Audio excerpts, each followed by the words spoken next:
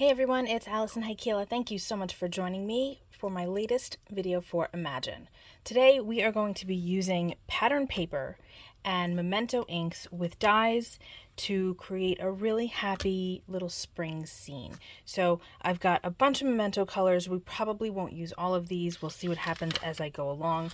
But I've got some pattern paper here, and some of the patterns are purposely more subtle than others. You can see that this kind of looks like a gel press print. This kind of looks marbleized. These are really old papers from my collection that you really can't get anymore, but just use whatever you have at home. And then I have from Carta the Gather at Home collection, and the patterns on here that we're going to be using are a little bit more obvious. I'll show you how we're going to use them shortly, but they're really pretty. We're going to use this one, a couple of others, probably this one, but you can see that they're really very sweet. There's a soft little dot that's there that you can see.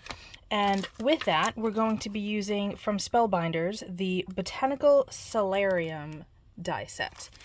And you can see there's a bunch of really cool dies, and we'll be inking up these dies with the pattern paper, and it's going to be a really sweet little card. So let's get going.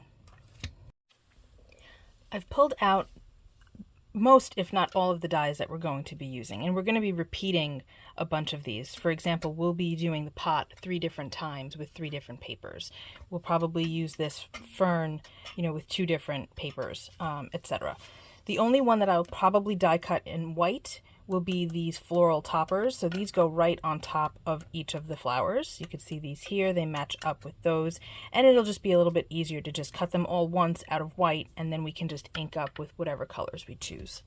So when talking about patterns, we want to go with something that works with whatever the element is, as far as size, as far as style, etc. So this pot is pretty small, so I'm not going to want to do something that's really overpowering, like this welcome. First of all, the welcome won't really show because of this chevron that's happening through the middle. You'll wind up cutting the word off quite a bit. It might not be complete anywhere on the pot, so it's not really going to work. This gingham would be okay, but again, it's kind of big. You're going to lose a lot of what the pattern is intended to look like, so it might not be the best option, which is why I'm going with something with a small dot here and the other ones that I showed you earlier. And then, on top of that, we're going to be combining cardstocks and papers and whatnot to get different layers from one thing. So this is going to have at least 2 layers. So I need to go through my greens here and decide what works with what. So I'm thinking that for this fern, I'm going to probably use these 2. So I'll die cut it once from this and once from that. And if I need to do a third, I'll probably just repeat one of them, and so on and so forth. So you want to look at the colors, you want to look at the size in relation to whatever the die is that you're doing. And then you want to, of course, look at your ink colors and see how the inks relate to what you're working with as well. Make sure that if you've chosen a palette of colors, let's just look at this top sheet here. If you've chosen a palette, make sure that you have the inks to go along with it. The only color that I didn't pull out that I might grab later is Teal Zeal, and I only have that in a large full-size pad, but I'm not sure if we're going to use that. But you can see how pretty the teal is in here, but we'll see if we need it. So I'm going to, off camera, cut out all of these pieces because you don't need to see me doing all of that, and then we'll come back and start inking everything up. I have done all of my die cutting. I might have a few extra things, but if I do, I'll just wind up saving them with the die set itself. And I've paired up ink colors to go with all of the different elements. So I have a bunch of different brushes off to the side here. We're going to use several different techniques to colorize a bunch of these dies. So I'm going to kind of push some of these things up, some of these elements, so that we have more of a working space here. And then we'll get going. I think I'm going to start with the pots because that's going to be our, the base of what we're doing. Originally, my thought was that I would kind of give different pots different pieces. Like I would swap, between the pink or the coral and the blue and kind of swap these pieces. But I think I'm going to just leave them as is. So I have, starting off with Rhubarb Stalk here. And I'm going to zoom in and make it a little bit easier for you to see what I'm doing if we're close up. Okay, I think that's good.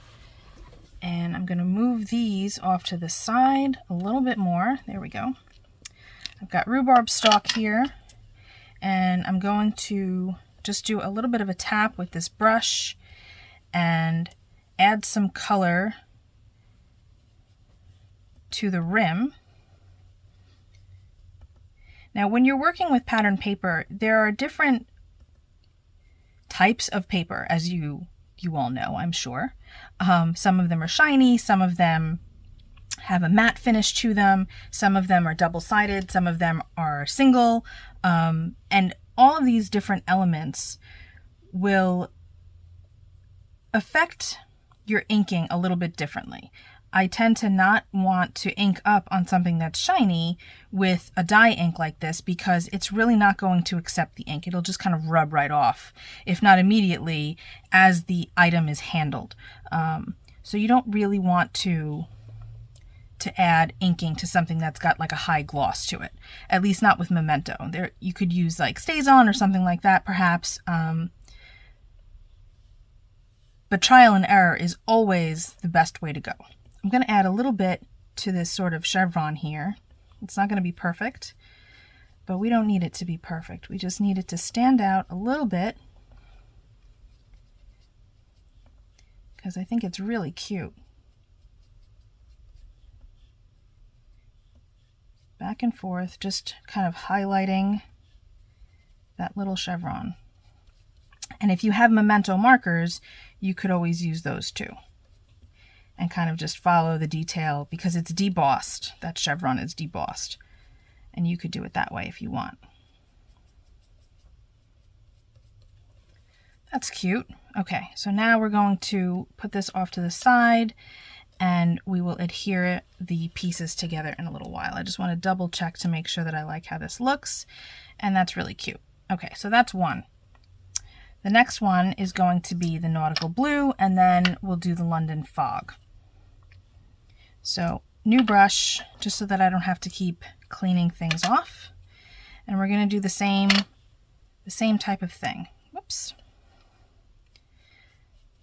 And if you want to do, you know, some of the chevrons on the pots and not others, that's okay. You can do it however you want. Just play around and see what works for you.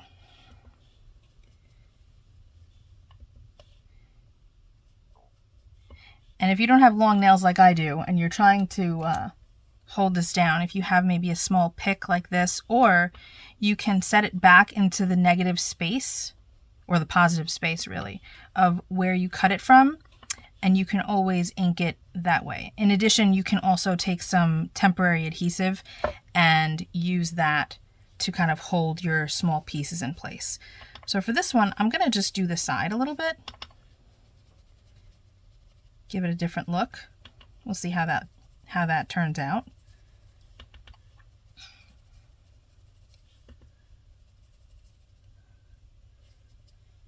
And I do think that I want to kind of add some to the middle. I changed my mind. And it's okay to change your mind. That's cute. Okay. I will do the London Fog off screen because you've already seen what we're doing here. And we'll move on to one of the other dyes. So let's take this one here. I'm going to use Northern Pine for this. One of the things that I really like about dye inks from Imagine is that they have a felt pad. So you can see that it's got, or at least I hope you can see, it's got a bit of a texture to it. And that I use to my advantage very often because I like adding texture to things without putting a whole lot of work into it. I'm thinking that maybe this might be a little bit dark for what I want to do, so we might wind up switching colors. Let's take a piece of scrap. Yeah, I really like it, but it might be a little bit dark. We'll try it anyway. Okay, so I don't need to worry about the flowers because I've got these flowers here. You can't see them, they're off screen. I've got flowers that were cut out of white that we'll add color to later. So you don't need to worry about getting it on the flowers. So we're going to take the pad and we're going to just lightly sort of tap it onto the die cut, excuse me. Just a little bit. There we go. That actually is a good color for this. You can see that it just adds a little bit of texture without it being overpowering, because this pattern paper doesn't really show much of its pattern in such small areas like this, and that's fine. I was just really going for the color more than anything else with the foliage. But that's it. Simple. That's already inked. We're done with that. Now here are the flowers for it. We're going to do an additional technique for this. So I've got Angel Pink Memento here, and I'm going to watercolor with it. So I'm going to add, you're not going to be able to see it on screen because of my black mat here, but I've got a Princeton Snap size 4 round brush. You can use whatever brush you've got. I've got a glass of water to the side. I've got my little towel here to sop up any excess water, and I'm going to just go in to that bit of inking that I got jumping flowers here, guys. It's a little too much water.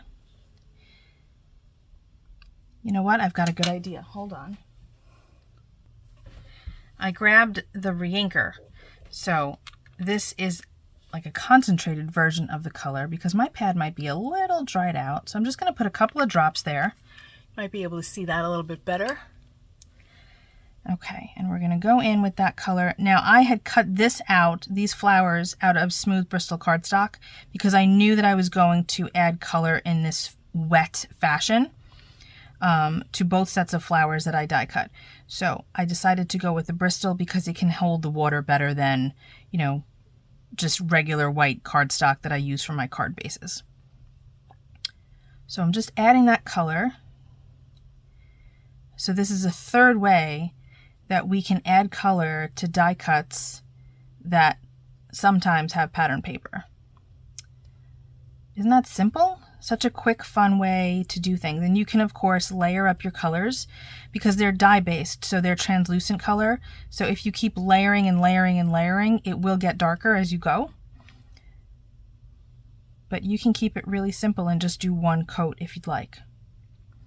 But these have a debossed detail in the center. So if you wanted to kind of go in and add a little bit more color in the middle to make that stand out a bit more, you can totally do that. So just a little drop of the ink is all you need for this. Isn't that sweet? What a quick way to colorize these. And another option is before you die cut, you can ink up your cardstock. Say you're cutting out of this paper. You can open up your ink pad and just swipe across the whole thing and colorize it that way and then die cut it if you want to, if you don't want to deal with fiddling with, you know, these teeny tiny flowers. So that's another option for you. Okay. I'm going to move these out of the way and clean up this bit of ink. Moving on to these little leaves, I'm going to put them in my reverse tweezers, which honestly, I struggle with these. I use regular tweezers so often when I'm making jewelry and whatnot, or other things, that I struggle with the reverse tweezers sometimes, and I squeeze them when I shouldn't. But I think we'll be able to handle it this time.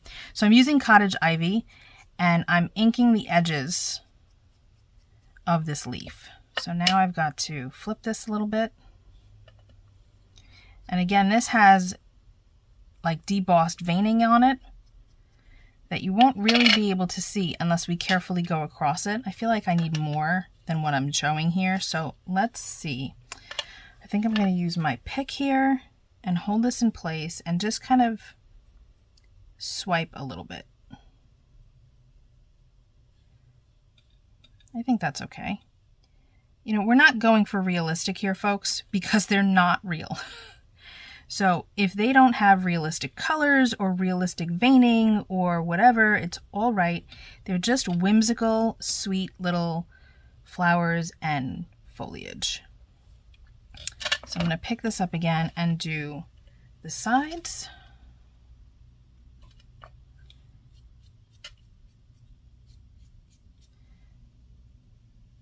Okay. turn that around, and there we have it. So that's cute. And I might go a little lighter on these last two. So that's that one. I'm going to be honest, I don't think I'm going to add any color to this because I really like how that looks. So I think that we're going to hold off on the new sprout and maybe use it for something else. And then with Olive Grove, I'm going to use it for this. I think we'll go in with a brush and just add a little extra color here and there, but not overdoing it.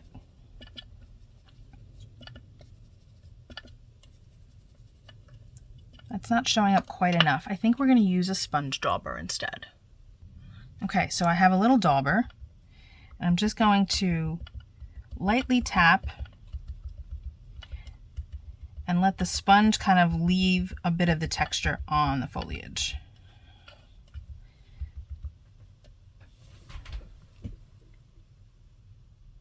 Can you see that? I think that's cute. We'll do that with one more. So what kind of tools do you have at home? What do you like to ink things with? Have you tried doing these techniques on any of your die cuts before? See, there we go. Nice and quick, but effective. This is a darker version so that we have some depth happening. There we go. Perfect. All right. So I'm going to color up the purple flowers that go with this foliage here. I'm going to finish these two, and I'm going to finish this pot, and then we'll build our card. I took the time to attach all of the pieces to the 3 pots. That came out so cute, right? Aren't these fun? A little bit of inking really makes such a big difference. And we used several different techniques to get everything inked, which is exciting to me.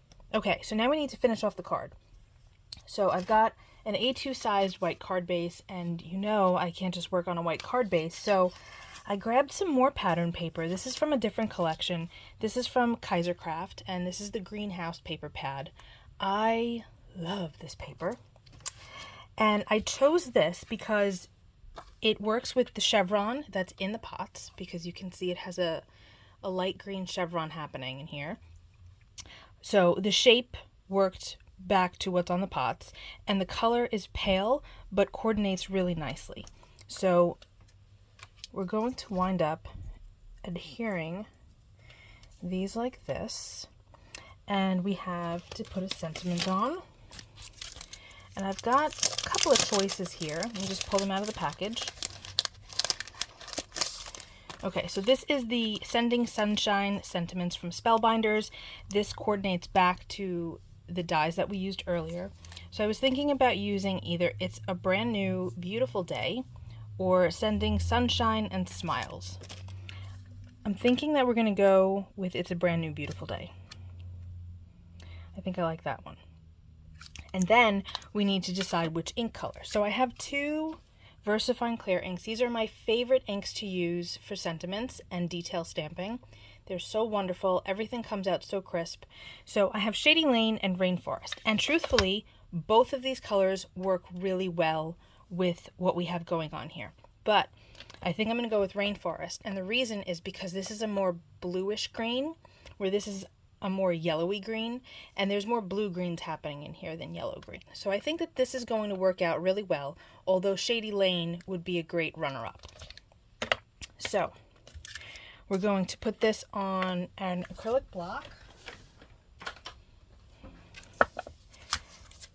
and I'm going to condition the stamp on my arm really quickly to kind of get off any of the manufacturing stuff that could be left over, like the residue. I just kind of swipe it on my arm like this.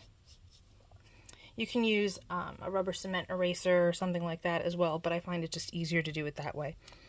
And then I'm going to align these like this. You could use a stamping tool if you want to, if you're worried, but I kind of just want to do it this way. Although now I'm hesitating. Does that happen to you too? You're like, ah, no, I can free stamp. It's no problem. And then it's like, well, maybe I shouldn't free stamp. I think we're going to free stamp. Okay. That's good. This is not quite straight, but it's okay because we've got this pattern here that can help us make sure that everything is lined up. So I'm going to ink this up. We have one shot, folks. One shot here. We can do it. Take a deep breath.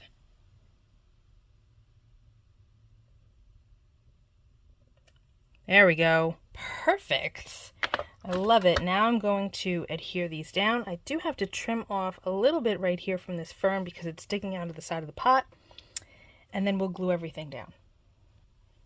Okay, I trim those pieces and now I have my on-point glue. That's what I use to adhere all of the other parts to the pots and to each other. And now we're going to just adhere this back here. I really love this adhesive for rhinestones and sequins and other like embellishments, but it's also good for things like this. It dries nice and quickly. And since it's already clear, you don't have to worry about it showing. Okay, next we'll do this center pot because I have the fern underneath the flowers of the pot on the left. And if you want to, you can bulk up the back here to make it a little bit more even because there's 3 layers of cardstock, but I don't really think it's necessary right now.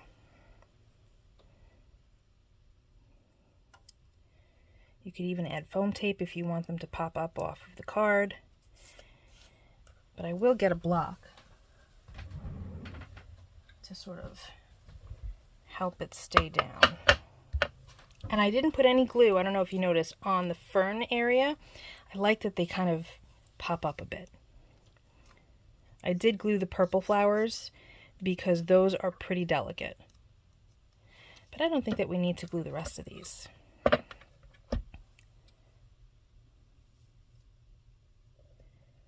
And if you have a T-square or a ruler or something, you can use that to help line everything up, but I like to live on the edge and just kind of eyeball it.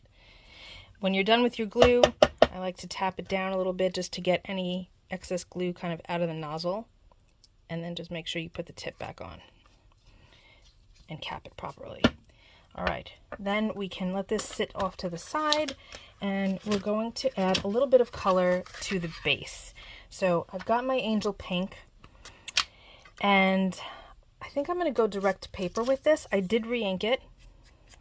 Yeah, we're okay. Made sure I let it sit for a while, but I want to have a bit of this color, not perfectly even and smooth. Otherwise I would go in with like a dauber or a blending brush or something, but I kind of like it to be a bit uneven like this. Just going around the edge, letting that felt pad kind of do the work for me and leave some texture here and there. Okay. Now we can take a look and see if this has dried. It looks all right. Look at what a sweet card this is. Oh, that's adorable. All right, let me add a little glue to the back of this and we'll finish it off. Okay. Get this nice and centered. It's so cute how the flowers are popping up like that. All right. This card is done, folks. I think it's really cute. I hope that you learned a few things and plan on trying some of these tips for yourself when you have lots of die cuts that you're playing with. Thank you so much for hanging out with me today. I will be back very soon with another video. Be well, stay safe, peace out.